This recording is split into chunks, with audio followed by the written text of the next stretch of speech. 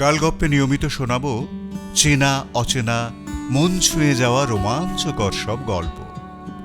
কিন্তু আপনাকে ছাড়া আসর তো জমবে না, তাই আপনাকে চাই, তোমাকে চাই, তোকে তো চাই আষ্টে পিষ্টে। সাবস্ক্রাইব করে বেল আইকনটা ক্লিক করে দিলেই মেতে উঠবো গালগপ্পে, সবাই একসঙ্গে।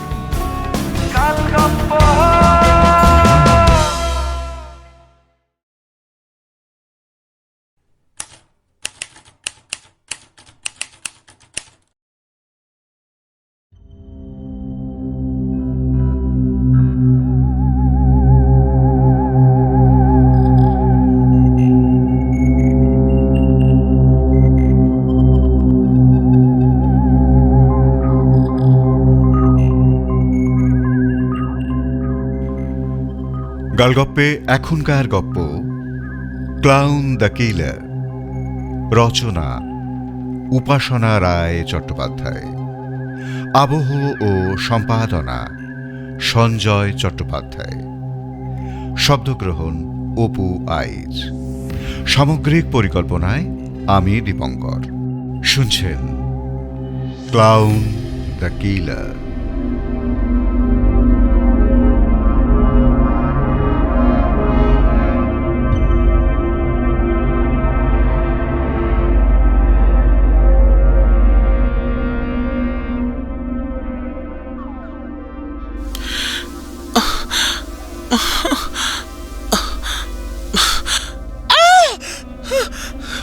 গগনভেদী এক প্রচণ্ড চিৎকার করে লাফিয়ে বিছানায় উঠে বসল নয়নিকা।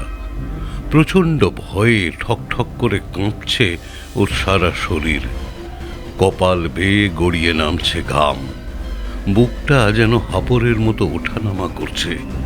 নয়নিকা দুই হাত দিয়ে খামচে ধরেছে বিছানার চাদর। গলাটা শুকিয়ে কাঠ হয়ে গিয়েছে। এদিকে নয়নিকার চিৎকারে ঘুম ভেঙে ধড়মড় করে উঠে বসেছে সুদীপও। প্রায় নববিবাহিতা স্ত্রী নয়নিকার এই অবস্থা দেখে আঁতকে উঠে তাড়াতাড়ি বেডসাইড টেবিলে রাখা জলের গ্লাসটা তুলে নিল। মিনিট দুয়েক নয়নিকাকে একটু ধাতস্থ হওয়ার সময় দিয়ে তারপর জলের গ্লাসটা এগিয়ে দিয়ে সুদীপ উদ্গ্রীব মুখে বলে উঠল, নয়ন, কি হয়েছে? এমন করছো কেন? শরীর খারাপ লাগছে? এত ঘামছো যে? হঠাৎ এভাবে চিৎকার করে উঠলে কেন তুমি? নির্ঘাত কোনো ভয়ের স্বপ্ন দেখেছো, তাই না? ঢক ঢক করে জলের গ্লাসটা শেষ করে একটু যেন শান্ত হলো নয়নিকা। গ্লাসটা ফেরত নিয়ে জায়গা মতো রেখে দিয়ে স্ত্রীর মাথায় হাত বোলাতে বোলাতে সুদীপ অত্যন্ত উদ্বিগ্ন গলায় আবার জিজ্ঞাসা করল, কি গো, ঠিক আছো? ইস, এখনো এত হাঁপাচ্ছ। আমার মনে হচ্ছে তোমার শরীরে কোনো অসুবিধা হচ্ছে। ডক্টর দেবনাথকে একবার একটা ফোন করে দেখি না বরং।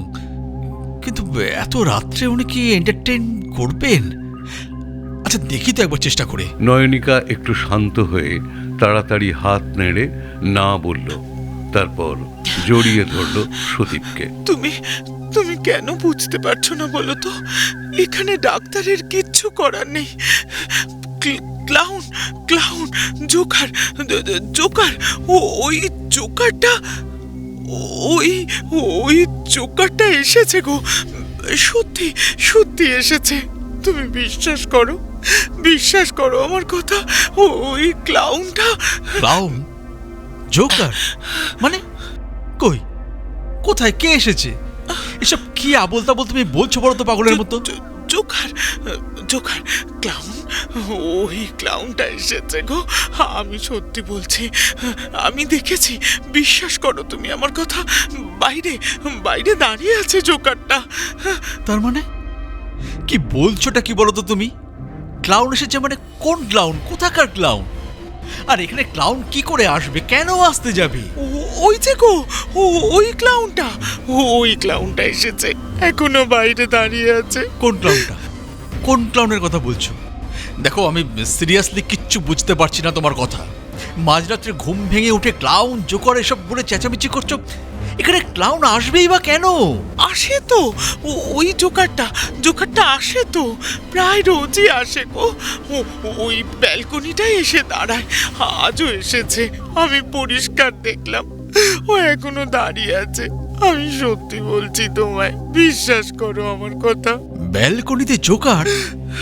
না না তো, আমি দেখি তোমার কোন জোকার এসেছে। না না না না না, খবরদার না, তুমি ভুলেও যেও না। পাগল হয়ে গিয়েছো নাকি? হ্যাঁ, কি গো, ওর কাছে ছুরি আছে, ইয়া বড় একটা চকচকে খুব ধারালো ছুরি। তুমি একদম যেও না। পাগল আমি নই নয়ন, পাগল তুমি হয়ে গিয়েছো। কি সব আবোল তাবোল বকে চলেছ সেই থেকে। রোজ রাত্রে আমাদের বাড়িতে নাকি ক্লাউন আসে। আজ আমি দেখেই ছাড়বো কে এসেছে। এই বলে বিছানা থেকে তড়াক করে নেমে ঘরের সবকটা আলো পটাপট জ্বেলে দিল সুদীপ। তারপর লাগোয়া ব্যালকনির কাচের জানালাটা এক ধাক্কায় খুলে ফেলল, সেখানকার আলোটাও জ্বেলে দিয়েছে। এতক্ষণে নয়নিকার সামনে ধরা না দিলেও সত্যি বলতে কি, ও নিজেও ভয় পেয়েছে একটু। নয়নিকার ভয়টা কিন্তু একেবারে অহেতুক নয়।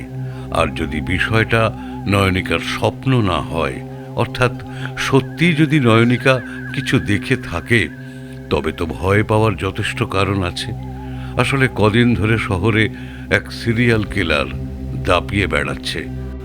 জোকারের বেশ ধরে খুন করে চলেছে একের পর এক। বেশ কিছু মৃতদেহের পাশে জোকারের পোশাকের চিহ্নও মিলেছে। শুধু তাই নয়, কিছু ফুটপাতবাসী মানুষ নাকি তাকে দেখেওছে। তবে পুলিশ অবশ্য এখনো তার টিকিটিও ছুঁতে পারেনি।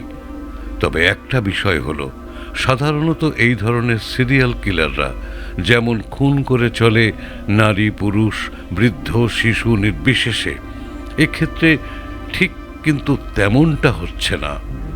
খুন হচ্ছে জোড়ায় জোড়ায়, স্বামী স্ত্রী। প্রশাসন এখনো এই হত্যা রহস্য সম্পর্কে সম্পূর্ণ অন্ধকারে। হঠাৎই একটা হিমস্রোত বয়ে গেল সুদীপের শির দাঁড়াবে। এক দৌড়ে কিচেরে গিয়ে মাংস কাটার চপারটা নিয়ে এলো। এমনিতে বন্ধু মহলে বুকের পাটা সম্পন্ন ছেলে হিসেবেই সুদীপের যথেষ্ট খ্যাতি রয়েছে। কিন্তু এসব খুন জখম ধর্ষণ সিরিয়াল কিলিং, এই জিনিসগুলো সুদীপ সহজে পরিপাক করতে পারে না। কেমন যেন এক আশঙ্কা, ভয়, অস্বস্তি, আতঙ্ক ওর মনের অভ্যন্তরে বিচরণ করে ওকে ক্রমশ মানসিকভাবে দুর্বল করে তোলে। আচ্ছা, সত্যিই সে আসেনি তো? না, এত সহজে তো কখনো হেরে যাবে না সুদীপ। যদি সেই সিরিয়াল কিলার আচমকা আক্রমণ হানে, তাহলে অন্তত তাকে মেরে তবে সে মরতে পারবে। চপারটা শক্ত করে আঁকড়ে ধরে সুদীপ। জানালা দিয়ে ব্যালকনির পুরোটাই পরিষ্কার দেখা যায়। ভালো করে সরেজমিন করে নিল সুদীপ, কিন্তু না, কাউকে তো দেখা যাচ্ছে না সেখানে। কেউ কোথাও নেই দেখে সুদীপ যেন মনে একটু বল পেল। তারপর কিছুটা উঁচু স্বরেই স্ত্রীকে ডাকল। কই গো, শুনছো? এসো, এদিকে এসো। এসে দেখো কোথায় জোকার। কোথায় তোমার জোকার? আমি তো অন্তত দেখতে পাচ্ছি না কোনো জোকার। এখানে নাকি জোকার। নয়নিকা অবশ্য ওঠে না, বিছানাতেই বসে থাকে দুই হাঁটু জড়ো করে। ভয়ে ভয়ে একবার তাকায় স্বামীর দিকে, আর কিছু না বলে জানালাটা চেপে বন্ধ করে দিয়ে ঘরের আলো নিভিয়ে বিছানায় ফিরে এলো সুদীপ। বসতে বসতে একটা ধমকও লাগালো নয়নিকাকে। ঘুমের ঘোরে স্বপ্ন তুমি দেখতেই পারো, ভয়ও তুমি পেতেই পারো, সেটা নিয়ে আমি কিচ্ছু বলছি না, কারণ সেটা মোটে দোষের নয় নয়ন। কিন্তু ঘুম ভাঙার পর প্রায় 15 মিনিট কেটে যাওয়ার পরও তুমি স্বপ্ন আর বাস্তবের মধ্যে কোনো তফাৎ করতে পারছো না। This is really strange Nayan. Anyways, তোমার ঘুমোতে হলে ঘুমাও, নইলে পুরো রাত জেগে বসে থাকো, আমার কিচ্ছুটি বলার নেই। জোকার এলে তার সাথে গল্প করো, তাকে আপ্যায়ন করো, চা কফি করে দিও, ফ্রিজে ফল কাটা আছে তাও দিতে পারো। সে তুমি যা পারো করো, আমার কিচ্ছু জানার দরকার নেই। আমি শুনলাম কাল অনেক সকালে আমাকে উঠতে হবে, অফিসটা তো যেতে হবে, তাই আমায় আর জ্বালিও না প্লিজ। রাগত স্বরে কথাগুলো ছুঁড়ে দিয়ে ওপাশ ফিরে পাশ বালিশ জড়িয়ে ধরে শুয়ে পড়ল সুদীপ। একবার টয়লেট থেকে ঘুরে এসে নয়নিকাও শুয়ে পড়ে। কান্না চেপে আস্তে আস্তে বলে, তুমি এভাবে বললে আমার যে খারাপ লাগতে পারে সেটা বোঝো তুমি? কান্না পায় আমার। আচ্ছা সুদীপ, তুমি কেন বুঝতে চাইছো না? কেন বুঝতে চাইছো না বলো তো আমার জ্বালাটা? উল্টে তুমি রেগে যাচ্ছ, যা নয় তাই বলছো আমাকে। এমন হলে আমি যাব কোথায় বলো তো? আর তাছাড়া দেখো না, আমার ভয়টা তো অহেতুক নয়, তাই না? সত্যি তো, একটা ভয়ঙ্কর জোকার সেজে খুন করা সিরিয়াল কিলারের আবির্ভাব ঘটেছে শহরে, তাই না বলো? উত্তর নেই। সুদীপ ঘুমিয়ে পড়েছে। একটা দীর্ঘশ্বাস ফেলে নয়নিকা কিছুক্ষণ এপাশ ওপাশ করে বিছানায়, আবার ওঠে, ফের টয়লেটে গিয়ে চোখে মুখে জলের ঝাপটা দেয়, তোয়ালে দিয়ে চেপে চেপে মুখটা মুছে আবার শুয়ে পড়ে। ঘুমানোর চেষ্টা করে একটু। কাল সকালটা হোক, মাকে একবার ফোন করতে হবে, মায়ের সাথে একবার সবটা আলোচনা করতে হবে। মা ঠিক একটা না একটা সমাধান খুঁজে বের করবেন। কিন্তু সেদিন রাত্রে আর বিঘ্ন ঘটল না ঠিকই, কিন্তু প্রায়শই এই একই ঘটনার পুনরাবৃত্তি ঘটতে থাকলো বারবার। প্রায় প্রতিটি রাত্রেই নয়নিকা, জোকার, ক্লাউন, ওরে বাবারে, গেছি রে, কে কোথায় আছো? বাঁচাও, বাঁচাও, ক্লাউন এসেছে, বাঁচাও। এই সব বলে চিল চিৎকার করে বাড়ি মাথায় করে তোলে। প্রচণ্ড ভয় পেয়ে অস্বাভাবিক আচরণ করতে থাকে, ঠক ঠক করে কাঁপে। দুই হাঁটুর মধ্যে মুখ গুঁজে বসে বসেই বাকি রাতটা কাটিয়ে দেয়। রোজ রাত্রে লাগাতার এমন ঘটনা ঘটতে থাকলে খুব স্বাভাবিকভাবেই যে কোনো মানুষ ক্রমশ উত্ত্যক্ত বোধ করবে। সুদীপের ক্ষেত্রেও তার ব্যতিক্রম হলো না। প্রথম প্রথম অনেক বোঝালেও আস্তে আস্তে বিরক্ত বোধ করতে লাগলো সুদীপ। সারাদিন অফিসে খাটাখাটনির পর ক্লান্ত হয়ে ঘুমায় সুদীপ। রোজ রাতে যদি এমন উৎপাতের সৃষ্টি হয়, তাহলে তো নয়নিকাকে ডাক্তার দেখানো ছাড়া আর কোনো উপায় থাকবে না। এভাবে ঘুমের ব্যাঘাত ঘটলে সুদীপও তো যে কোনো দিন গুরুতর অসুস্থ হয়ে পড়বে, কারণ সে মেজাজ হারিয়ে রোজ অসম্ভব রাগারাগি চেঁচামেচি করে। নয়নিকাকে তার বাপের বাড়িতে কয়েকটা দিনের জন্য পাঠিয়ে দিতে চায়। তিক্ত স্বরে বলে, নয়ন, আমার মনে হয় তুমি কদিনের জন্য পুষ্পঝোড়ায় বাপি আর মামুনির কাছে থেকে এসো, বরং তাতেই ভালো হবে। কারণ আশা করছি সেখানকার ঠিকানা তোমার ক্লাউন এখনো পায়নি, তাই সে সেখানে যেতে পারবে না। তুমি নিশ্চিন্তে কদিন থাকো গিয়ে, আমিও সেই সুযোগে নিশ্চিন্তে ঘুমিয়ে নিই। আর একটা কথা, যেটা আমি তোমাকে আগেও অন্তত 1000 বার বলেছি, এই যে ক্লাউনটা, যাকে রোজ রাত্রে কল্পনার চোখ দিয়ে তুমি দেখতে পাও, সে আমাদের মারবে না। কারণ এই জোকার সে যে খুন করা সিরিয়াল কিলারটি কাদের খুন করছে বলো তো? যদিও তুমি নিজেও খুব ভালো করে জানো উত্তরটা, তবুও আমি আর একবার মনে করিয়ে দিচ্ছি তোমায়। সে খুন করছে কোনো বিবাহ বিচ্ছিন্ন হওয়া দম্পতি বা দাম্পত্য জীবনে চরম অশান্তি হতে থাকা স্বামী স্ত্রীকে। তোমার আমার মধ্যে তেমন কোনো ঝামেলা অশান্তি আছে কি? বোধহয় না। তবে তুমি যে আরম্ভ করেছো, তাতে কতদিন আর আমাদের মধ্যে সদ্ভাব বজায় থাকবে তা নিয়ে আমি যথেষ্ট চিন্তিত। ফলত আমাদেরও একদিন ওই জোকারের হাতে প্রাণ দিতে হবে বলে আমার ধারণা।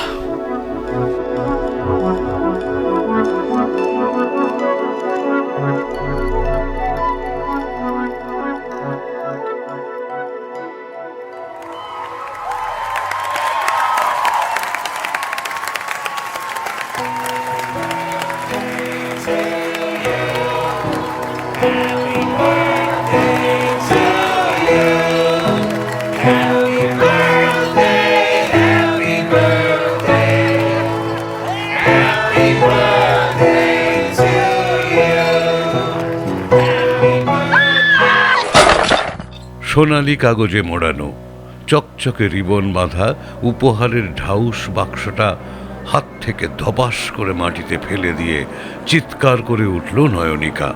সুদীপকে আঁকড়ে ধরে থরথর করে কাঁপতে লাগলো। ওদিকে কমিউনিটি হলে উপস্থিত প্রত্যেক অতিথির দৃষ্টি ঘুরে গেছে ওদের দিকে। আজকের এই বার্থডে পার্টির হোস্ট শ্রমিক আর ঋতশ্রী ছুটে এলো। দুজনেই হতভম্ব হয়ে বারবার জিজ্ঞাসা করতে লাগলো, কি হয়েছে সুদীপ? কি হয়েছে? নয়নিকা হঠাৎ অমন করছে কেন? শরীর টরীর খারাপ লাগছে নাকি? তুমি ওকে ভেতরে নিয়ে এসো, একটু শুইয়ে দাও। আর আমাদের ফ্যামিলি ফিজিশিয়ান ডক্টর শিকদারও তো আজকে ইনভাইটেড, কিন্তু উনি হয়তো একটু দেরি করে আসবেন। দাঁড়াও, একটা ফোন করে দেখি, একটু তাড়াতাড়ি আসতে বলে দেই। নয়নিকাকে অমন অদ্ভুত আচরণ করতে দেখে কার্যতই আকাশ থেকে পড়েছে তারা। প্রথমটায় সুদীপ নিজেও ভ্যাবাচাকা খেয়ে কি করবে কি বলবে বুঝে উঠতে পারছিল না, কিন্তু পরক্ষণেই আসল সত্যিটা উদ্ঘাটন করে ফেলল সে। তার অফিস কলিগ কাম বন্ধু শ্রমিকের ছেলে সমরিকের 1 বছরের জন্মদিনের পার্টি আজ। সেই নিমন্ত্রণ রক্ষা করতে এসেছে তারা।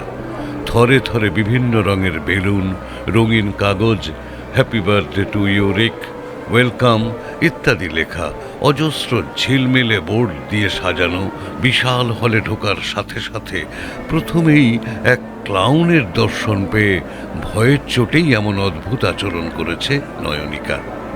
বাচ্চাদের জন্মদিনের পার্টিতে এমন প্রচুর ক্লাউনকে ভাড়া করে নিয়ে আসা হয়। শ্রমিক আর ঋতুশ্রীও তাই ঠিক করেছিল তাদের ছেলে রিকের 1ম বছরের জন্মদিনে। কিন্তু নয়নিকার এই ভয় পাওয়ার বিষয়টায় অবগত হওয়ার পর তারা খুবই লজ্জিত হয়ে পড়ে এবং যে কজন ক্লাউনকে আনা হয় প্রত্যেককে হল ছেড়ে চলে যাওয়ার আদেশ দেয়। শ্রমিক এসে নয়নিকাকে বোঝাতেও যায়, বৌদি, ওদের দেখে কিন্তু ভয় পাওয়ার কোনো কারণ নেই। ওরা কেউ সিরিয়াল কিলার নয়, ওরা আমার আপনার মতোই সাধারণ মানুষ। কয়েকজন গরিব ছেলে ওই বণিক বাজারের পেছন দিকের যে বস্তিটা আছে না, ওখানেই ওরা থাকে। একেবারেই বাচ্চা বাচ্চা ছেলে, বলতে গেলে ওই 16-17 বছরের মতো বয়স হবে। খুব নিডি ফ্যামিলি গো। পরিবারের সকলকেই কাজ করে খেতে হয়। আসলে আমি একেবারেই বুঝতে পারিনি বৌদি যে আপনি ওদের দেখে এভাবে ভয় পেয়ে যাবেন। ইস, কি বিশ্রী একটা ব্যাপার হয়ে গেল। আমার যে এত খারাপ লাগছে কি আর বলি। শুনুন না, আমি ওদেরকে একেবারে এদিকে আসতে নিষেধ করে দিয়েছি। আপনার কোনো চিন্তা নেই, কোনো ভয় নেই। আপনি বসুন বসুন। লজ্জিত এবং অপদস্থ আর সুদীপও কম হয়নি। এত লোকজনের সামনে মাথা কাটা যাচ্ছে তার। সকলেই অপাঙ্গে তাকাচ্ছেন ওদের দিকে। চাপা গুঞ্জন ইতিমধ্যেই শুরু হয়ে গিয়েছে।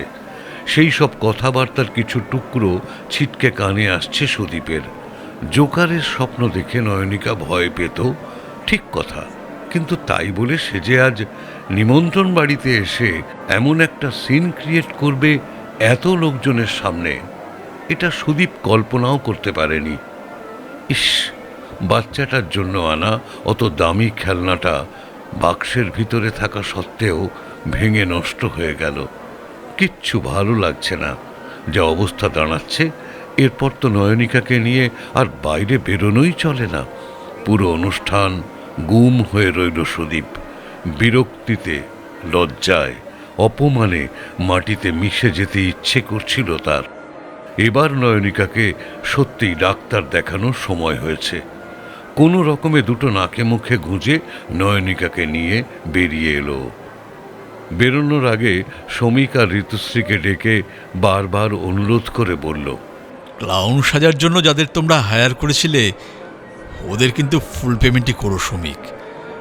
হয়তো তোমরা যেই সময় অবধি ওদের ডিউটি করতে বলেছিলে ততটা সময় ওদের থাকতে হলো না, কিন্তু দেখো এতে ওদের তো আর কোনো দোষ নেই, বলো। শ্রমিক একটু হেসে উত্তর দেয়, আরে কি যে তুমি বলো না, আমাকে কি অমানুষ মনে করো নাকি তোমরা? আর তাছাড়া সব থেকে বড় কথা হলো ওরা তো স্বেচ্ছায় কেউ কাজ ছাড়েনি। নেহাত বৌদি ভয় পাচ্ছেন বলে আমি ওদের সকলকে হলরুম ছেড়ে ওই পিছনের ছোট ঘরটাতে গিয়ে বসতে বললাম। আমি ওদের পুরো টাকাটাই দেব, যদিও আমার অনেকগুলো টাকা লস হয়ে গেল, ঠিক আছে, তবুও। ঋতুশ্রী হালকা করে কনুয়ের গুঁতো দিতে মাঝপথে কথা থামিয়ে দিল শ্রমিক। সুদীপের চোখ এড়ালো না। ঋতুশ্রী তাড়াতাড়ি ব্যাপারটাকে সামলানোর আপ্রাণ চেষ্টা করে বলে, না না, লস মানে ওই আসলে দেখুন না, ওই ওপাশের টুনি বাল্বগুলোর কথা বলছে আর কি। একদম বাজে দিয়েছে জানেন, অর্ধেক জ্বলছে তো বাকি অর্ধেক জ্বলছেই না ঠিকঠাক। তাই আর কি। কি গো, তুমি বলবে তো কিছু? খুব কষ্ট করে হাসল শ্রমিক। হ্যাঁ হ্যাঁ, একদম, আমিও এটাই বলছিলাম আর কি। সুদীপ কোনো উত্তর দেয়নি। শ্রমিকের কথাগুলো শেলের মতো বিঁধেছিল ওকে। গাড়ি ড্রাইভ করতে করতে সারাটা রাস্তা একটাও কথা বলেনি সুদীপ নয়নিকার সাথে।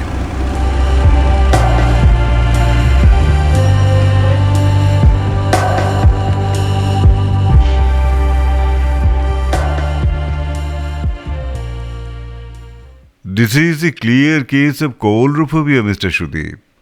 আপনার ওয়াইফ মিসেস নয়নিকা দস্তিদার কোলরোফোবিয়ার শিকার।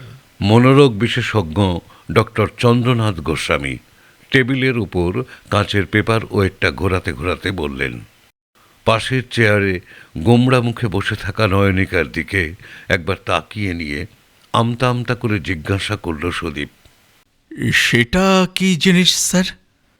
এটা এক ধরনের ফোবিয়া, মানে হচ্ছে ভয়। অনেকের অনেক রকম ভয় থাকে জানেন তো। ধরুন ভূতের ভয়। ভয় জিনিসটা খুবই সাধারণ একটা বিষয়। অনেকের আবার বদ্ধ জায়গায় ভয় থাকে, উঁচু জায়গায়, জলে, অন্ধকারে ইত্যাদি অনেক কিছুতেই ভয় থাকে। এটিও তেমন একটি ভয়। জোকার বা ক্লাউনে ভয়।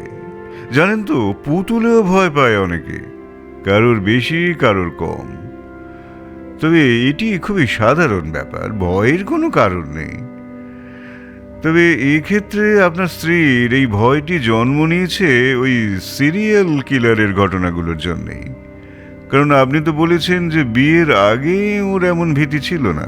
আমার শ্বশুর শাশুড়ি তো তাই বলেছেন। স্যার, আমরা সাধারণ মানুষ, এমন ভয়ের কথা জীবনে শুনিনি। এটা সারবে তো স্যার? ম্লান মুখে বলল সুদীপ। ডাক্তারবাবু অভয় দিয়ে বললেন, নিশ্চয় সারবে, অবশ্যই সারবে। কাউন্সিলিংয়েই সারবে। অল্প কটা সিটিং লাগবে মাত্র। কাউন্সেলিং? হ্যাঁ মিস্টার সুদীপ, কাউন্সিলিংটাই এখন আপনার স্ত্রীর একমাত্র ট্রিটমেন্ট। বুঝতে পারছি আপনি খুব নার্ভাস হয়ে পড়েছেন। একদম ভয় পাবেন না, কিচ্ছু হবে না। কাউন্সিলিং ভয় পাওয়ার মতো কোনো বিষয় নয়। ও আচ্ছা, তাহলে কবে থেকে শুরু করবেন? যত তাড়াতাড়ি সম্ভব, তবে এটা পেশেন্ট পার্টি যবে বলবেন তবে থেকেই শুরু করা হয়। আপনারা বললে এই বুধবার থেকে শুরু করা যেতে পারে। হ্যাঁ, তবে তাই করুন স্যার। যেমন আপনি ভালো বুঝবেন তেমনই করবেন। সত্যি বলতে কি, এসবের আমরা কী বা বুঝি, তাই পুরোটাই আপনার উপর ছেড়ে দিলাম। দীর্ঘশ্বাস ফেলে বলে সুদীপ।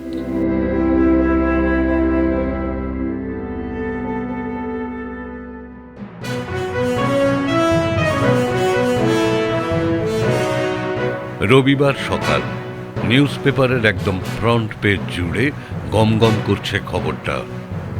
আইটি কর্মী সুদীপ দস্তিদারের দেহ মিলল নিজের বাড়ির ড্রয়িং হলে। মাটিতে চিত হয়ে পড়ে আছে সুদীপের নিথর দেহ। পেটের ডান পাশে গভীর একটা ক্ষতচিহ্ন, চুইয়ে নামছে রক্ত। কোনো ধারালো ছুরি, কাচের টুকরো বা এই রকম কোনো জিনিস দিয়ে মারা হয়েছে। মার্ডার ওয়েপন খুঁজে পাওয়া যাচ্ছে না। ক্ষতস্থান থেকে গড়িয়ে নামা রক্তের ধারা মেঝে দিয়ে গড়াচ্ছে। শিউরে উঠলেন লোকাল থানার ইন্সপেক্টর। ইস, কি বিশ্রীভাবে মেরেছে! পাড়া প্রতিবেশী, আত্মীয় স্বজন সকলেই অবাক এই ভেবে যে সুদীপের মতো একটা ভদ্র নির্বিরোধী ছেলের এমন পরিণতি লেখা ছিল শেষকালে। তাঁদের সকলকে বিস্তর জিজ্ঞাসাবাদ করে তিনি জেনেছেন সুদীপ নিরীহ ভালো মানুষ গোছেরই ছিল। অফিসেও কখনো কোনো ঝামেলা বাদানুবাদে বিশেষ জড়িয়েছিল কিনা সেটা খতিয়ে দেখতে হবে। যদিও পাড়া প্রতিবেশী বলছেন তেমনটা কোনোদিন হতেই পারে না। সুদীপ কারোর সঙ্গে উঁচু গলায় কথাই বলতে পারত না। একটা সম্ভাবনা অবশ্য উড়িয়ে দেওয়া যাচ্ছে না, সুদীপ দস্তিদারের স্ত্রী নয়নিকা দস্তিদারই খুনটা করেননি তো? হয়তো সম্পত্তির লোভে বা বিবাহ বহির্ভূত সম্পর্কের জেরেই এই খুনের ঘটনা ঘটল। সুদীপদের সম্বন্ধে যাবতীয় তথ্য জোগাড় করতে গিয়ে অবশ্য একটি নজর কাড়া বিষয় পুলিশের সামনে এসেছে, কিন্তু তার সাথে এই খুনের তো সম্পর্ক থাকতে পারে না। বিষয়টি হলো সুদীপ দস্তিদারের স্ত্রী নয়নিকা দস্তিদার কলরোফোবিয়া নামে একটা বিরল মানসিক রোগে আক্রান্ত। সত্যি কত বিচিত্র রকমের রোগ হয় মানুষের, ভয় পাওয়ার রোগ, তাও কিনা ক্লাউনে। ক্লাউন বা জোকার বলতেই তো সাদা, লাল, সবুজ ইত্যাদি রংচং মাখা মুখ, নাকের উপর লাল রবারের বল আঁটা, লাল লিপস্টিক দিয়ে ঠোঁট রঞ্জিত করা, মাথায় বিভিন্ন রঙের ঝাঁকড়ার পরচুলা পরা, এক বিচিত্র সাজগোজ করা ও কর্মকাণ্ড করে চলা এক মজার মানুষ, যাকে দেখে ছোট বাচ্চারাও মজা পেয়ে হাসে। সেই ক্লাউন দেখে ভয়, স্ট্রেঞ্জ। হোক না সেই সিরিয়াল কিলার জোকার সেজে খুন করছে, কিন্তু তার জন্য একেবারে কলরোফোবিয়া। এইটা জানার পর অবশ্য নয়নিকাকে আর খুনই ভাবতে ইচ্ছে করছে না প্রশাসনের। যাজ্ঞে, এসব ভেবে কাজ নেই, এর সাথে খুনের তো আপাতত কোনো যোগসূত্র নেই। আরে ওটা কি? আচমকা আর্তনাদ করে উঠলেন ইনভেস্টিগেটিং অফিসার। তাঁর দৃষ্টি অনুসরণ করে সকলেই তাকিয়ে দেখলেন ঘরের এক কোণে পড়ে আছে এক খাবলা রামধনু রঙের পরচুলার গোছা। তার মানে clown, the serial killer. Sir, আমিও পেয়েছি একটা জিনিস। এই যে দেখুন, ওইদিকে একটা দরজার হাতলে এটা আটকে ছিল। ঠিক তক্ষুনি কনস্টেবলের ডাকে পিছনে তাকালেন অফিসার। তাকিয়েই চমকে উঠলেন। কনস্টেবল ছেলেটির হাতে ক্যাটক্যাটে লাল রঙের সিল্কের একটা ছেঁড়া পোশাকের টুকরো। না, আর কোনো সন্দেহ নেই, ক্লাউন দ্য সিরিয়াল কিলারেরই কাজ এটা। এগুলো দেখার পর একটা বিষয় অন্তত পরিষ্কার হওয়া গেল যে ভিকটিমের স্ত্রী নয়নিকা দস্তিদার কোনো মতেই খুনি হতে পারেন না। কারণ যে জোকারকে ভয় পায় সে নিজে কখনোই জোকার সাজতে পারবে না।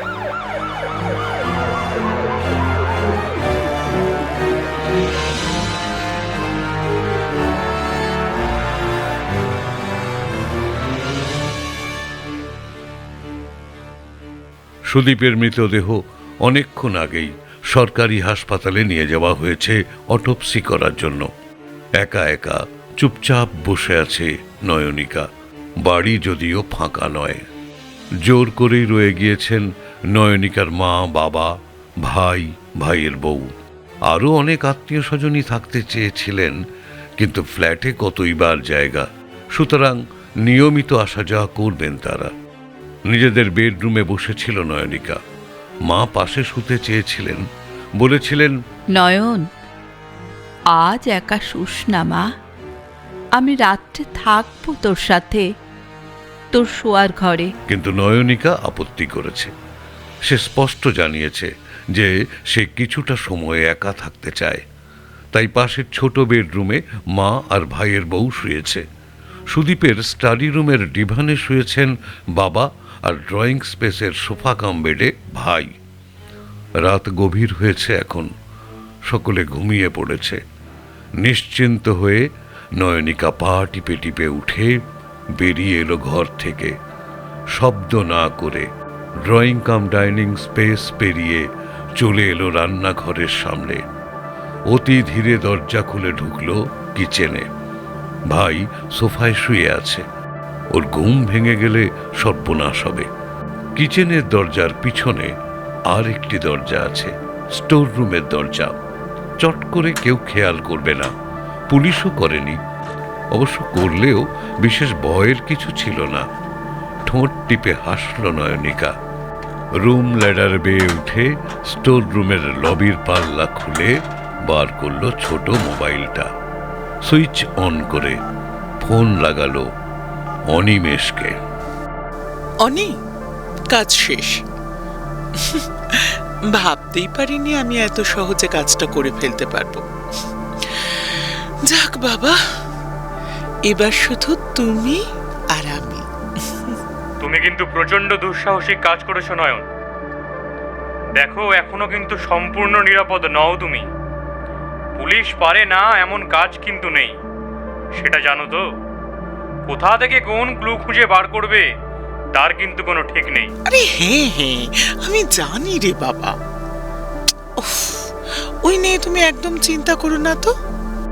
মার্ডার ওয়েপন আর জোকারের কস্টিউম আমি এমন জায়গায় লুকিয়েছি, পুলিশের ঠাকুরটাও এ জীবনে খুঁজে পাবে না। তুমি একদম ভেবো না। কোথায় লুকিয়েছো জিনিসগুলো তুমি? আমি যেখানে যেভাবে লুকোতে বলেছিলাম ঠিক সেভাবেই করেছো তো কাজগুলো? আরে হ্যাঁ রে বাবা, হ্যাঁ, তুমি যেমন বলেছিলে আমি ঠিক তেমন করেছি। একটা প্লাস্টিকের প্যাকেটে ভরে নিয়েছি, এবার কিচেনের ড্রেন পাইপ দিয়ে সোজা গার্বেজ ভ্যাটে পাঠিয়ে দেব। সাবাস, খুব ভালো করেছো। আমি এখনো ভাবতেই পারছি না নয়ন যে আমাদের দুজনের মাঝে বাধা হয়ে দাঁড়াবার মতো আর কেউ নেই। হ্যাঁ, যা বলেছ অনি, পথের কাঁটাই এতদিন পরে সরল। বাবা তো জোর করে বলদটার সাথে আমার বিয়ে দিয়ে তবে ছেড়েছিল।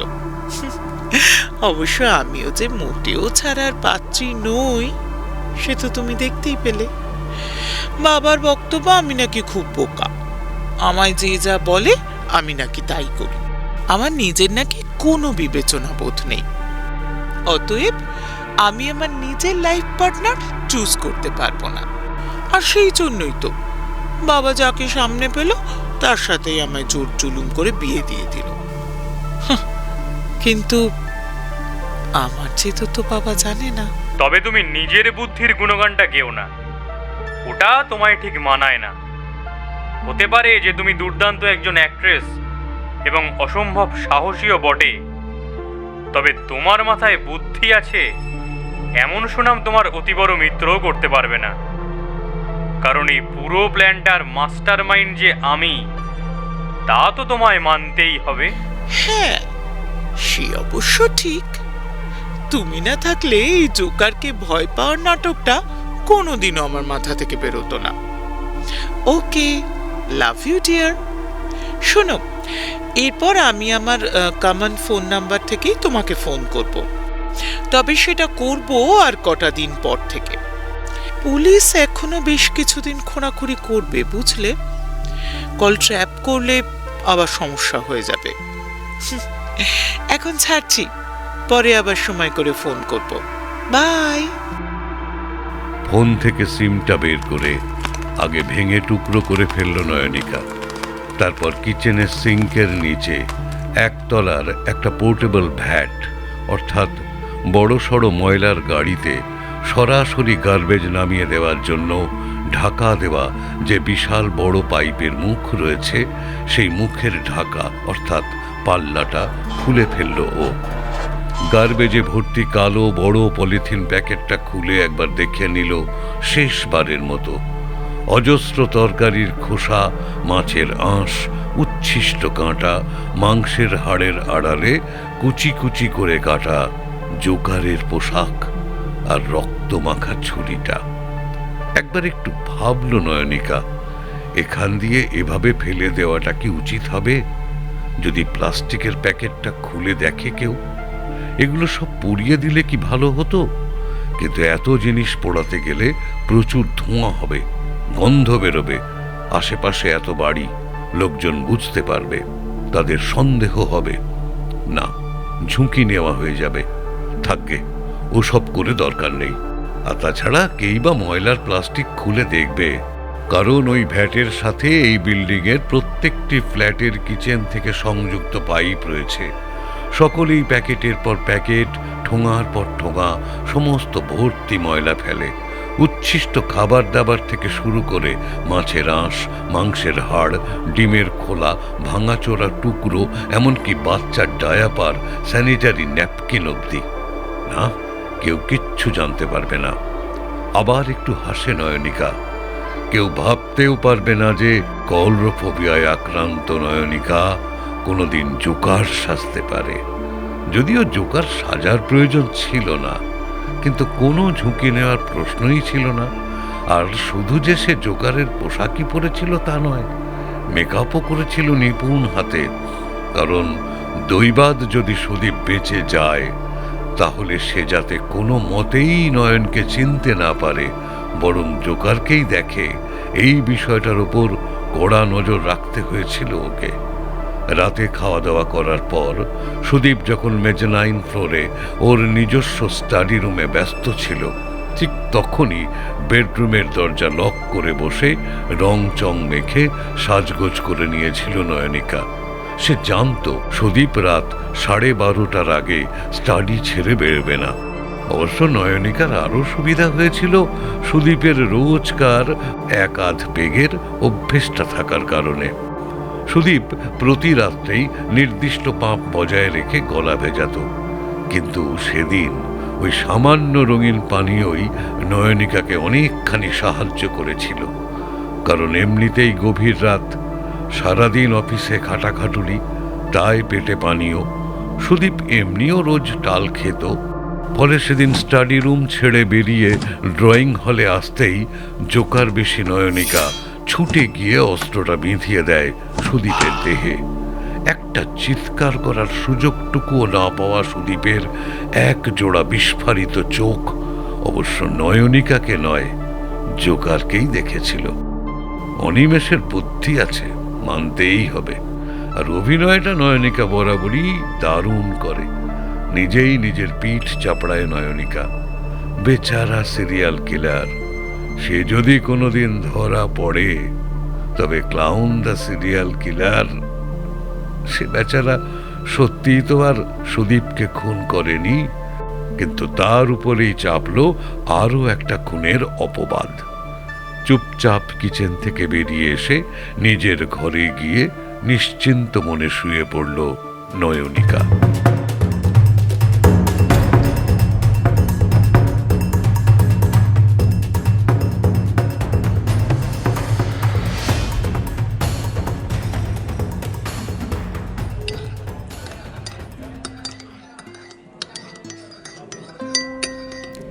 একটি মানুষের সাদা এবং কালো দিকের কথা বলতে প্রথমেই কিন্তু মনে পড়ে ডক্টর জ্যাকল অ্যান্ড মিস্টার হাইডের গল্প। দিনের বেলা সেবক, রাতের বেলা খুনি, তাই না মিস্টার গুপ্ত?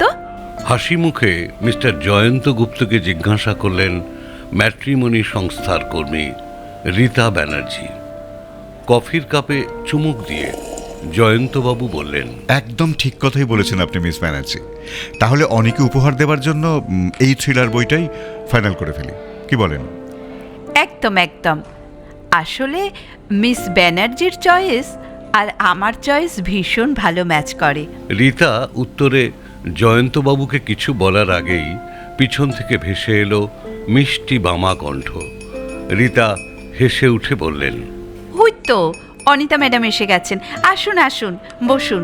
আমরা আপনার জন্যই সেই কখন থেকে অধীর আগ্রহে অপেক্ষা করছি। রীতার দিকে তাকিয়ে একটা সৌজন্যের হাসি হাসলেন।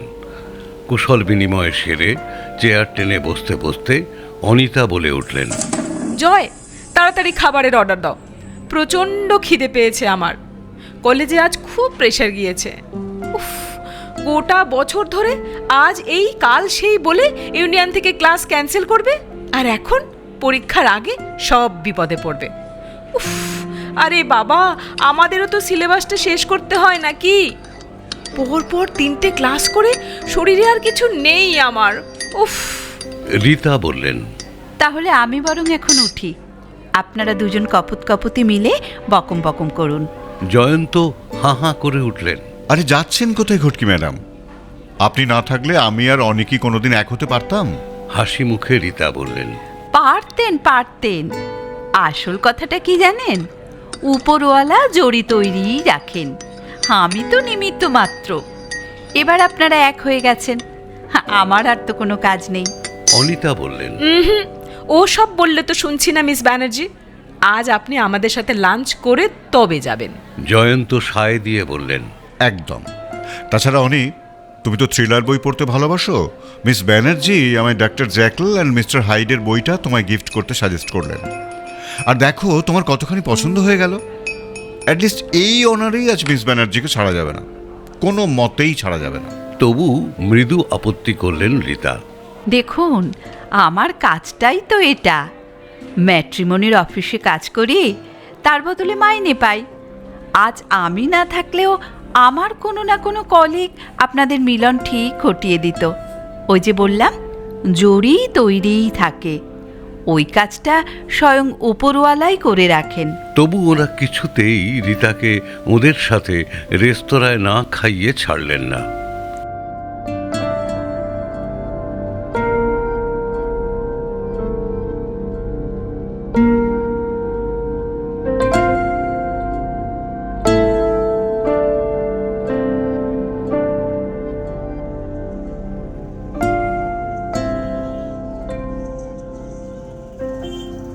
ফুটপাথ ধরে হাঁটতে হাঁটতে ভাবছিলেন রীতা, এই নিয়ে 3 নম্বর বিয়েটা দিচ্ছেন উনি। হ্যাপি ওয়েডিং ম্যাট্রিমোনিয়াল সংস্থার একজন সফল কর্মী। 2.5 মাসের চাকরি জীবনে 3টি বিয়ে আগেই দিয়েছেন রীতা। প্রথম দম্পতির নাম সঞ্জয় সেন ও মৌসুমী সেন ওরফে দত্ত।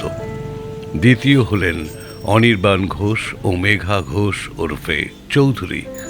তৃতীয় দম্পতির নাম স্বর্ণাভ ও মিতুল। আর চতুর্থ দম্পতি যাঁরা হতে চলেছেন তাঁরা হলেন এই জয়ন্ত আর অনিতা। রীতার অফিস বস বলেন যে রীতার কথাবার্তায় নাকি জাদু আছে। তিনি একবার কথা বললেই পাত্রপক্ষ ও পাত্রীপক্ষ সহ অবশ্যই পাত্র এবং পাত্রীকে এমনভাবে কনভিন্স করে ফেলেন যে তাঁদের একে অপরকে আত্মীয় করে নিতে আর তর সয় না। রীতা খুব ভালো করেই জানেন যে এভাবে আরও কয়েকটা বিয়ে দিতে পারলে তাঁর প্রমোশন আটকানোর ক্ষমতা ভগবানের ঠাকুরদাদারও নেই। তবে 4টে বিয়ে তো তিনি দিয়েই দিলেন, এবার কদিন একটু রেস্ট নেওয়াই যায়। মাঝখানে বাকিরাও একটু খাটুক। তাছাড়া 24 ঘন্টা চাকরি নিয়ে মেতে থাকলেই হবে, নিজস্ব কিছু কাজকর্মও তো থাকে মানুষের। জয়ন্ত আর অনিতার বউ ভাতের রিসেপশনে খুব আনন্দ করলেন রীতা। নবদম্পতির সাথে ফটো তুললেন অজস্র, নিজেও সেলফি তুললেন গোটা 15। জয়ন্ত এবং অনিতা তাঁদের প্রচুর আত্মীয় স্বজনদের সাথে আলাপ করিয়ে দেন রীতার, এবং রীতার পরিচয় পাওয়ার সাথে সাথেই লাইন দিয়ে দাঁড়িয়ে পড়লেন জয়ন্তর মাসি, কাকিমা এবং আর এক বৌদি। এদিকে অনিতার জেঠি আর মামাতো দিদি, এদের মধ্যে কারোর ছেলে মেয়ের বিয়ে দিতে হবে, তো কারোর বোন, বান্ধবী, ননদ ছাড়াও আরও কারোর জন্য যেন পাত্র খুঁজতে হবে। সুতরাং রীতার আরও বেশ কয়েকজন কাস্টমার মিলে গেল। প্রসন্ন মনে পেট ভরে kulcha, navratan curry, fish fry, salad, fried rice, mutton কষা ইত্যাদি উদরস্থ করে রাত্রে বাড়ি ফিরে টুক করে একটা স্নান সেরে নিলেন রীতা।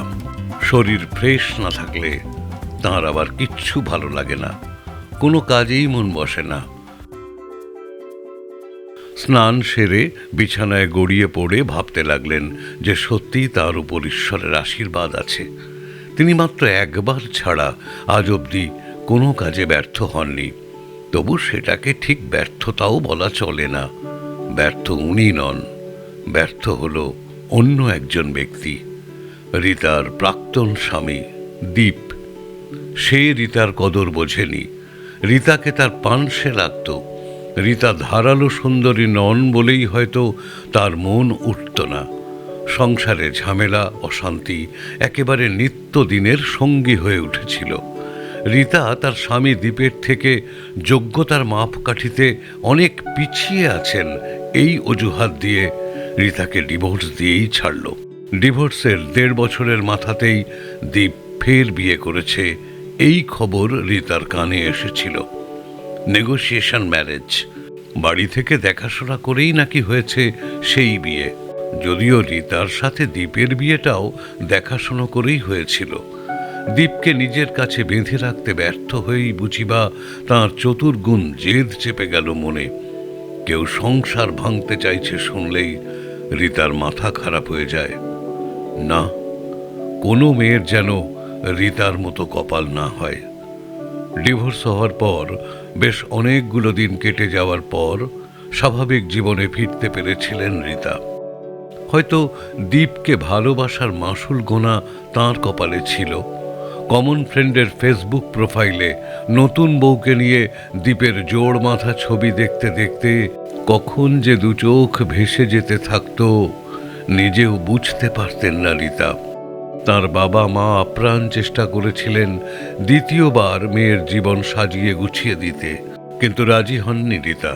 তাঁর অনড় জেদের কাছে হার মেনে তার বাবা মা দেশের বাড়িতে ফিরে যান। রীতাও চেষ্টা করতে থাকেন স্বাভাবিক জীবনে ফেরার। নানান কাজে নিজেকে ব্যস্ত রেখে কষ্ট ভুলে থাকার চেষ্টা করতেন আর কি। অবশেষে এই ম্যাট্রিমোনিয়াল অফিসে চাকরি নেন। এর মধ্যে আরও দুটি বিয়ে দিয়ে বেশ খোশ মেজাজেই দিন কাটছিল তাঁর। মাস 5 পরে খবরের কাগজ খুলে অন্তরাত্মা কাঁপিয়ে দেওয়া এক খবর পেলেন রীতা। সকালবেলা নিউজ পেপার খুলতেই মাথাটা ঘুরে গেল। গ্রিন পার্ক নিবাসী তরুণ দম্পতির অস্বাভাবিক মৃত্যু। দুজনকে তাঁদের ফ্ল্যাটে গলার নলি কাটা অবস্থায় পাওয়া যায়। সকালবেলা পরিচারিকা এসে বারবার বেল বাজানোর পর দরজা না খোলায় সে মেয়ে চিৎকার চেঁচামেচি জুড়ে দিয়ে আশপাশের লোকজন জড়ো করে ফেলে। তাঁরা ছুটে এসে দরজা ভাঙেন। ভিতরে ঢুকে সকলে দেখেন দুটি রক্তাক্ত দেহ পড়ে রয়েছে। মৃত দম্পতির নাম স্বর্ণাভ সাহা এবং মিতুল সাহা। মিতুল 2.5 মাসের অন্তঃসত্ত্বা ছিলেন। রীতাকে বেশিক্ষণ মস্তিষ্ক হাতড়াতে হলো না। খুব সহজেই মনে পড়ে গেছে স্বর্ণাভ আর মিতুলের কথা, কারণ রীতাই তো ঘটকালিটি করে দিয়েছিলেন ওদের। ওরা মারা গেছে, কিছু বলার নেই। সত্যি কি সাংঘাতিক সাহসী বেপরোয়া আততায়ী যে একেবারে ঘরের ভিতরে ঢুকে দুখানা জলজান্ত মানুষকে খুন করে বেরিয়ে চলে গেল। স্বর্ণাভ আর মিতুলেরও বলিহারি। তারা কি তখন ঘুমের ওষুধ খেয়ে ঘুমাচ্ছিল নাকি? অবশ্য এখনকার ছেলে মেয়েদের যা সিডেটিভ নেওয়ার ফ্যাশন হয়েছে, কি না স্ট্রেস কমানোর জন্য। রাত্রে নির্ঘাত এমন ঘুমের ওষুধ খেয়েছিল, তার ঘরেই হয়তো বাধা দিতে পারেনি। ময়নাতদন্ত রিপোর্ট এলেই মালুম হবে। যত সব। এই যে রীতা সারাক্ষণ এত মানসিক চাপের মধ্যে থাকেন, 24 ঘন্টায় শুধু টেনশন আর টেনশন। এখন যে কোনো চাকরিতেই তো শুধু টার্গেট আর টার্গেট। সেই টার্গেট ফুলফিল করতে না পেরেছ কি মরেছ। আর বিশেষত এসব চাকরিতে তো কথাই নেই। এমনিতেই কেউ এখন আর একা ঘোরে না, নিজেরাই নিজেদের জীবন সাথী খুঁজে নেয়। তবু যে কয়েকটি কুতকুঁড়ো পড়ে থাকে তাদেরকেই পাকড়ে পাকড়ে ধপাধপ বিয়ে দিতে হয়। সে কি কম হ্যাপার ব্যাপার নাকি? কিন্তু তবু তাঁকে কোনো সিডেটিভ তো নিতে হয় না বাবু। সারা দিন ধরে অফিস করে এমন ক্লান্ত থাকেন যে বিছানায় শুতে না শুতে এমনিই ঘুমিয়ে পড়েন। ইস, স্বামী সহ প্রেগন্যান্ট মেয়েটাও মরে গেল। একসাথে 3টি প্রাণ। কদিন ধরে অফিসের কাজে একেবারেই মন বসছে না রীতার। স্বর্ণাভ আর মিতুলের মুখ দুটো সারাক্ষণ চোখের সামনে ভাসে। মনে পড়ে ওদের কথা। ওদিকে অনির্বাণ আর মেঘা কি সুন্দর গুছিয়ে সংসার করছে। থাক বাবা, ভালো থাক।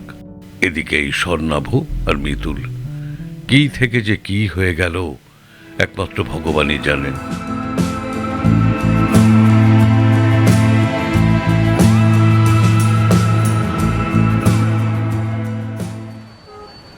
দিন কয়েক পর সন্ধেবেলা অফিস থেকে ফিরছিলেন রীতা। ব্যাগের ভিতর থেকে মোবাইল ডাকাডাকি শুরু করলো। ফোনটা বার করতেই জোর চমক। জয়ন্তবাবু ফোন করেছেন, অনিতার স্বামী। রীতার ষষ্ঠ ইন্দ্রিয় বার্তা পাঠালো, নিশ্চয়ই আবার কোনো ঝগড়া অশান্তির কাহিনী পরিবেশিত হতে চলেছে। তাড়াতাড়ি ফোন কানে চাপলেন রীতা। বলুন জয়ন্তবাবু, কি খবর আপনাদের? অনেক দিন পর ফোন করলেন, সব ভালো তো? মিস ব্যানার্জি, ভালো খবর আপনাকে দিতে পারলাম না। আসলে অনিতা আর আমার সাথে থাকতে রাজি নয়। ও নাকি ফ্রাস্ট্রেটেড। ও মুক্তি চায়। তার মানে? এসব কি বলছেন আপনি জয়ন্তবাবু? আপনারা তো দিব্যি ছিলেন, হঠাৎ কি হলো?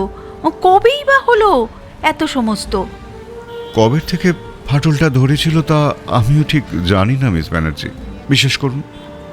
তবে আমি ওকে আজও খুব ভালোবাসি, but she is not at all ready to listen anything. ও ডিভোর্স চায়। কি আর করবো বলুন, আমি একা চাইলেই তো আর হবে না। একটা দাম্পত্য জীবনকে সুন্দর ও সুস্থভাবে টিকিয়ে রাখতে গেলে তো উভয়ের দিক থেকেই কোঅপারেশন প্রয়োজন, তাই নয়? আরে সেই সবই না হয় মানছি জয়ন্তবাবু, তবে প্রশ্ন হচ্ছে অনিতা কেন এমন করছে হঠাৎ? ফাটলটা ধরলো কি থেকে? আমায় সত্যি করে বলুন তো, আপনার দিক থেকে কোনো খারাপ ব্যবহার, নেগলিজেন্সি বা এক্সট্রা ম্যারিটাল অ্যাফেয়ার গোছের কিছু রয়েছে কি? কিছু লুকোবেন না কিন্তু জয়ন্তবাবু, প্লিজ। না না, এই কি বলছেন আপনি মিস ব্যানার্জি? আপনাকে তো বললাম প্রথমেই যে আমি অনেকে ভীষণ ভালোবাসি। আর বিবাহ বহির্ভূত সম্পর্কের কথা বলছেন? অনিতা ছাড়া দ্বিতীয় কারোর কথা আমি আর ভাবতেই পারি না ম্যাডাম। জয়ন্তবাবু যাই বলুন না কেন, এই পুরুষ চরিত্রটিকে রীতা খুব ভালো করেই চেনেন। পুরুষ মানুষের ভালোবাসা আর আমিষভোজীদের মুরগি পোষা দুটো একই ব্যাপার। একটা দীর্ঘশ্বাস ফেলে ফোন ছেড়ে রীতা রাস্তার উপরেই স্থাণুবৎ দাঁড়িয়ে রইলেন বেশ কিছুক্ষণ। তবে ওই যে সকলে বলে, রীতার মধ্যে একটা অদ্ভুত ক্ষমতা আছে মানুষকে কথার জাদুতে ভুলিয়ে আপন করে নেওয়ার। তাই তার সাথে তার ক্লায়েন্টদের সম্পর্ক কখনো বিচ্ছিন্ন হয় না। বেশ কয়েকদিন আগে এক দুপুরে হঠাৎ মিতুল ফোন করেছিলেন রীতাকে। ওর প্রেগন্যান্সি নিয়ে স্বর্ণাভ নাকি এমন ঝামেলা শুরু করেছিল যে সম্পর্ক তিক্ততম পর্যায়ে পৌঁছে গিয়েছিল। স্বর্ণাভ এত তাড়াতাড়ি বাচ্চা চায়নি। তার বক্তব্য ছিল এখনই বাচ্চা কাচ্চা নিয়ে জড়িয়ে পড়ার কোনো মানে হয় না। আরও কটা দিন ঘোরাফেরা, বেড়ানো, তারপর থিতু হওয়া, এই ছিল তার মনোগত ইচ্ছা। সেই নিয়ে অশান্তির সূত্রপাত। শেষ অবধি স্বর্ণাভ ডিভোর্স চেয়ে বসে মিতুলের কাছে। মিতুল কেঁদে কেটে ফোন করলে রীতা জানান যে উনি ওদের সাথে দেখা করতে চান এবং দুজনের সাথেই কথা বলতে চান। মিতুল যেন কোনোভাবে স্বর্ণাভকে রাজি করিয়ে একবার সেন্ট্রাল সিটি মলে নিয়ে আসে। রীতা ওখানেই ওদের সাথে দেখা করবেন বলে দিয়েছিলেন। দেখা করে মিতুলকে বোঝাবেন। কিন্তু যদিও স্বর্ণাভর কথা শুনে তার মনে হয়নি যে তিনি আদৌ মিতুলকে রাজি করাতে পারবেন, তবু একবার চেষ্টা করতে চেয়েছিলেন অন্তত। কিন্তু তার হলো কই? তার আগেই তো সমস্তটা শেষ হয়ে গেল চিরতরে।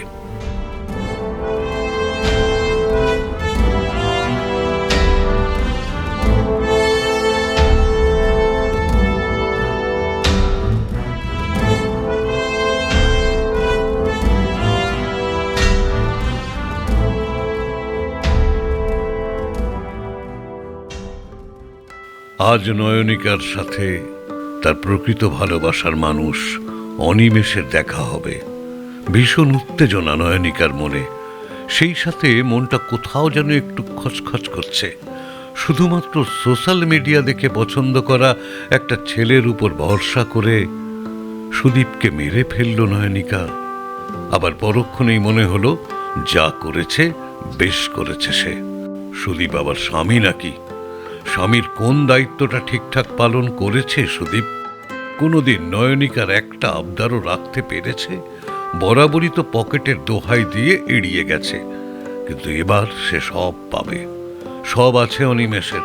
3 তলা বাড়ি, 2টো দামি গাড়ি, সেই সমস্ত কিছুর ছবি তো নয়নিকাকে দেখিয়েছে অনিমেষ।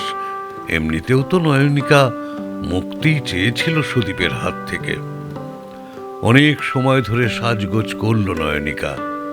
আজ তার পরনে সর্ষে রঙের কাতান বেনারসি, জরির সূক্ষ্ম কাজ করা মেরুন সিল্কের ব্লাউজ, কপালে মেরুন টিপ, খোঁপায় ছোট্ট রূপোর কাঁটা, কানে মিনে করা সোনার ঝুমকো, গলায় হীরের নেকলেস, সোনার মফ চেন, হাতে বালা, চুড়ি আঙুলে চুনির আংটি।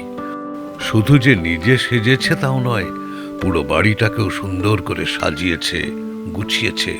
সারাটা দিন ধরে নিজের হাতে রান্না করেছে হরেক রকম পরোটা, আলু মটর পনির, চিংড়ির কাটলেট, চিকেন কষা, সালাড কেটেছে। 8:30 তো কখনই বেজে গিয়েছে। অনি বলেছিল 8:30টার ভিতরেই চলে আসবে। এত দেরি করছে কেন কে জানে। তবে নয়নিকাকে আর খুব বেশিক্ষণ অপেক্ষা করতে হলো না। ঘড়িতে 8:45 বাজার সামান্য কিছু পরেই এসে গিয়েছে আগন্তুক। বাইরে বেল বাজাচ্ছে।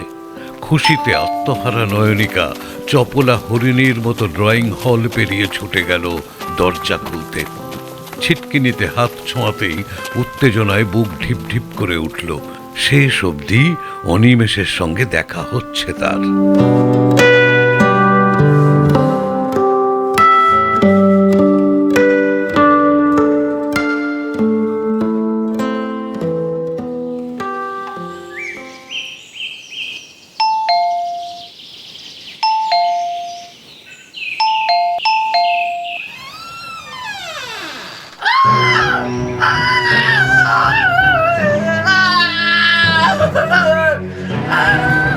পরের দিন সকালে নয়নিকার কর্মসহায়িকা মিনতির মায়ের ভয়ার্ত আর্তচিৎকারে চারপাশের লোকজন ছুটে এসে দেখলেন একইভাবে বাড়ির ড্রয়িং হলের মেঝেতে হাত পা ছড়ানো অবস্থায় পড়ে আছে নয়নিকার নিথর দেহ। ঠিক যেমন মাত্র কয়েক মাস আগে পড়েছিল সুদীপের দেহ। অবিকল তেমনই অস্ত্রবিদ্ধ মৃতদেহ। মিনতির মা আর 5টা দিনের মতোই সকালবেলা কাজে এসে কলিং বেলে চাপ দিয়েছিল। বারবার বেল বাজানো সত্ত্বেও নয়নিকা দরজা না খোলায় সে হালকা হাতে দরজায় চাপ দিতেই খুলে যায় ভেজিয়ে রাখা দরজা। ভিতরে পা দেওয়া মাত্র ওই দৃশ্য দেখে হাউমাউ করে কেঁদে কোঁকিয়ে লোকজন জড়ো করে ফেলে সে। একই বাড়িতে মাত্র কিছু মাসের তফাতে দুটো এমন নৃশংস খুনের ঘটনায় স্তম্ভিত হয়ে গিয়েছেন আশেপাশের মানুষজন। ভয়ে হাত পা ঠান্ডা হয়ে আসছে তাঁদের। কোনো ক্রমে আগে পুলিশে খবর দিয়ে তারা সকলেই শুরু করলেন অন্য জায়গায় ফোন করতে। তাদের মধ্যে থেকে কেউ কেউ ফোন করছেন মিস্ত্রিদের, বাড়ির সমস্ত দরজা জানলা শক্তপোক্ত লোহার গ্রিল বসানোর জন্য। তো বাকিরা ফোন করছেন তাদের ঘনিষ্ঠ আত্মীয় স্বজনদের, কারণ তাঁরা অনির্দিষ্টকালের জন্য ঘাঁটি গাড়তে চান সেই সব আত্মীয়দের বাড়িতে। যতদিন না সিরিয়াল কিলার ধরা পড়ছে ততদিন তাঁরা আর এই তল্লাটেই ফিরবেন না। সকলেই এটাকে সেই ক্লাউন বেশি সিরিয়াল কিলারের কাজ বলেই ধরে নিয়েছেন।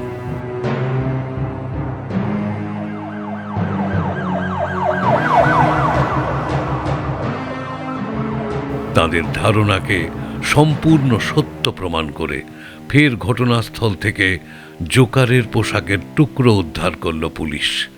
শুধু তাই নয়, এবার পাওয়া গিয়েছে লাল টুকটুকে নরম এক ছোট্ট রবারের বল, মাঝখানটা ব্লেড জাতীয় কিছু দিয়ে চেরা। ওই চেরা জায়গাটার সাহায্যেই নাকে আটকানো হয় বলটি। এবার খুন করার সময় সেটা খুলে পড়ে গিয়েছে। এরপর খবরে, নিউজ পেপারে, সব জায়গাতেই একটাই হেডলাইন, সেটা হলো জনগণের কাছে বিস্তর গালাগাল খাচ্ছে পুলিশ প্রশাসন। নিজেদের সুরক্ষার দাবিতে রীতিমতো আন্দোলন শুরু করতে চলেছেন সাধারণ মানুষ। না, 4টি নয়, মোট 6টি হত্যা হয়ে গিয়েছে শহরে একই পদ্ধতিতে। স্বর্ণাভ, বিতুল, সুদীপ, নয়নিকা এবং শেষে জয়ন্ত আর অনিতা। পুলিশ যখন প্রথম 4 জনের হত্যা মামলা নিয়ে হিমশিম খাচ্ছে, তখনই তালিকায় ঢুকে গেল আরও 2টি নাম। একই পদ্ধতিতে ধারালো অস্ত্রের কোপে দেহ ছিন্ন ভিন্ন করে নৃশংসভাবে হত্যা করা হয়েছে জয়ন্ত আর অনিতাকে। এবং বলা বাহুল্য, যথারীতি মিলেছে জোকারের উপস্থিতির প্রমাণ।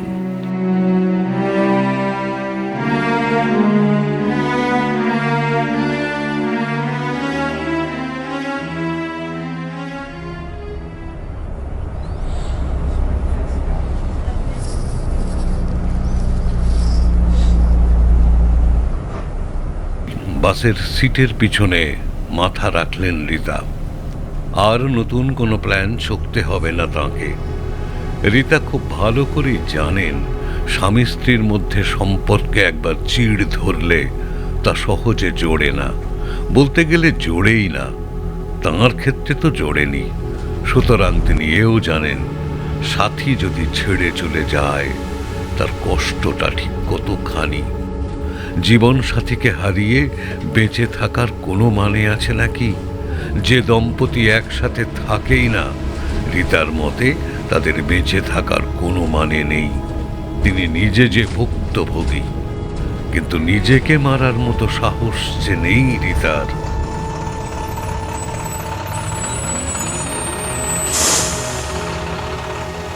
রীতার স্টপ এসে গেছে।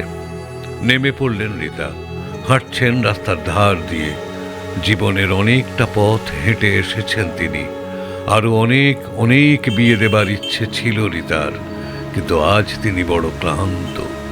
অফিসে আজ নিজের রেজিগনেশন লেটার জমা করে এসেছেন রীতা। অনেক কটা বিয়েই তো দিলেন তিনি। তাদের মধ্যে যারা এতদিন সুখে ঘরকন্যা করছেন তাদের নিয়ে রীতার মাথা ব্যথা নেই, কিন্তু যাদের দাম্পত্যে ফাটল ধরেছিল তাদের কথা তো ভাবতেই হয়েছে রীতাকে। না, রীতাকে ঠিক ডুয়েল পার্সোনালিটি আখ্যা দেওয়া যায় না, কারণ রীতা এতদিন ধরে দিনের আলোয় যা করেছেন এবং রাতের আঁধারে যা করেছেন সবটা জেনে এবং বুঝে করেছেন। দিনের আলোয় বিয়ে দিয়েছেন, আর তাঁদের মধ্যে কোনো দম্পতি ঘর না করতে পারলে রাতের আঁধারে তাঁদের একসাথে মুক্তি দিয়ে দিয়েছেন। তবে এমনি এমনি তাদের মারতেন না, অর্থাৎ সাধারণ বেশে মারতেন না, ছদ্মবেশ ধারণ করে মারতেন। আর যার ছদ্মবেশ রীতা ধরতেন সে হলো একটি ক্লাউন বা জোকার। কিন্তু সত্যি বলতে কি, নয়নিকাকে যে এভাবে ফাঁসানো যেতে পারে তা তখন তাঁর মাথায় আসেনি। তিনি জোকার সাজলেন পুলিশের চোখে ধুলো দেবার জন্য, কারণ তাঁর তখন মনে হয়েছিল ছদ্মবেশ নিতে গেলে জোকারের বেশ ধারণ করাটাই সবচাইতে সহজ হবে এবং পুলিশও চট করে ভাবতে পারবে না যে হত্যাকারী একজন মহিলা। পরে নয়নিকাকে দিয়ে এই অভিনব উপায়ে হত্যা করানোর পরিকল্পনাটা মাথায় আসে রীতার। প্রত্যেকবারই জোড়ায় জোড়ায় হত্যা করেছেন রীতা। শুধু সুদীপের ক্ষেত্রেই বিকল্প ব্যবস্থা অবলম্বন করলেন তিনি। আর সেই বিকল্প ব্যবস্থাটি হলো নিজের হাতে নয়, খুন করালেন স্বয়ং সুদীপের স্ত্রীকে দিয়ে। কারণটা হলো দীপই যে সুদীপ, রীতার প্রাক্তন স্বামী। সুদীপকে তার দ্বিতীয় স্ত্রী নয়নিকাকে দিয়েই খুন করিয়েছেন রীতা। হ্যাঁ, খুনটা রীতাই করিয়েছেন। ফেসবুকে একটা মেয়েকে কনভিন্স করে তার স্বামীকে খুন করিয়ে ফেলা, এটা একমাত্র বোধহয় রীতার পক্ষেই সম্ভব। এমন অসাধ্য সাধন যিনি করতে পারেন, তাঁর কাছে তো পাত্রপক্ষ এবং পাত্রীপক্ষকে রাজি করিয়ে বিয়ে দিয়ে নেওয়াটা নিতান্তই জলভাত মাত্র। আফসোস একটাই, নিজের স্বামীকেই কনভিন্স করতে পারলেন না তিনি, পারলেন না বিয়েটা টিকিয়ে রাখতে। আর যাদের কনভিন্স করতে পারেননি বা আর কোনোভাবেই সম্পর্কগুলোকে টিকিয়ে রাখা যাবে বলে রীতা মনে করেননি, যেমন স্বর্ণাভ আর মিতুল বা জয়ন্ত আর অনিতা, তাঁদের বেঁচেই থাকতে দেননি তিনি। 5টি খুন নিজের হাতে করলেও সুদীপকে যে রীতা নিজে মারেননি তা তো জানাই গেল। তাকে খুন করেছে তার স্ত্রী নয়নিকা, এবং খুনটা করিয়েছেন রীতা ওরফে অনিমেষ। হ্যাঁ, অনিমেষ। যে রীতা সেই যে আসলে অনিমেষ। রীতা পারেন অনেক কিছু, যেমন সহজে মানুষকে কনভিন্স করে ফেলা তো আছেই, এমন মানুষকে বলা হয় গালিবল বা ক্রেডুলাস। তবে রীতার আরও একটি বিশেষত্ব আছে, তিনি হলেন পলিল্যারিজেল, অর্থাৎ যিনি নারী এবং পুরুষ উভয়ের স্বরেই কথা বলতে পারেন। অর্থাৎ একজন পুরুষ যদি একজন পুরুষ কণ্ঠের পাশাপাশি নারী কণ্ঠে, এবং একজন নারী যদি নারী কণ্ঠের পাশাপাশি পুরুষ কণ্ঠেও কথা বলতে পারেন তবে তাকে পলিল্যারিঞ্জাল আখ্যা দেওয়া হয়ে থাকে। ফলে ফেসবুকে নয়নিকাকে একটি সুন্দর ছেলের ছবি দেখিয়ে ফোনে পুরুষ মানুষের স্বরে কথা বলতে কোনো অসুবিধা হয়নি রিতার। আরও একটি গুণ আছে রিতার, তিনি একজন অসাধারণ সিউইস্ট, অর্থাৎ অসাধারণ সেলাই করতে পারেন যিনি, তাঁকে বলা হয় সিউইস্ট। পুরনো সিল্কের শাড়ি জুড়ে জুড়ে জোকারের পোশাক এবং রঙিন সুতোর সাহায্যে জোকারের পরচুলা তিনি নিজের হাতেই বানাতেন। কারণ এই কাজ কোনো দর্জিকে দিয়ে করালে এতদিনে রিতা ধরা পড়ে যেতেন খুব সহজেই।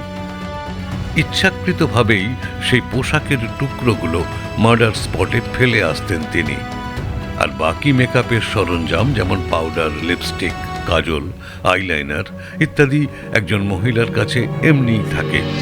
শুধুমাত্র এক প্যাকেট রবারের স্পঞ্জ বল অনলাইনে এনে রেখেছিলেন। সেগুলো ব্লেড দিয়ে চেঁচে ছোট করে মাঝখানটা চিরে তারপর ব্যবহার করতেন।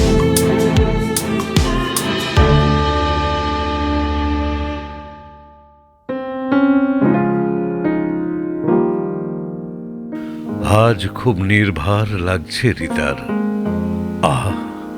প্রতিশোধ নেওয়ার আরাম বুঝি এমনই। রিতাকে ছেড়ে দিয়ে দীপ যে সুন্দরী মেয়েটাকে বিয়ে করেছিল সেই কিনা মেরে ফেলল দীপকে। বেচারা দীপ। পুলিশ এতদিন কিছু করতে পারেনি, সেটা তাদের অক্ষমতা। তবে রিতার কাজ শেষ। আর যে শারীরিক বা মানসিক কোনো শক্তি নেই তাঁর। এবার তাঁর আত্মসমর্পণ করার পালা। একটা দীর্ঘশ্বাস ফেলে নিকটবর্তী থানার দিকে এগিয়ে চললেন রিতা।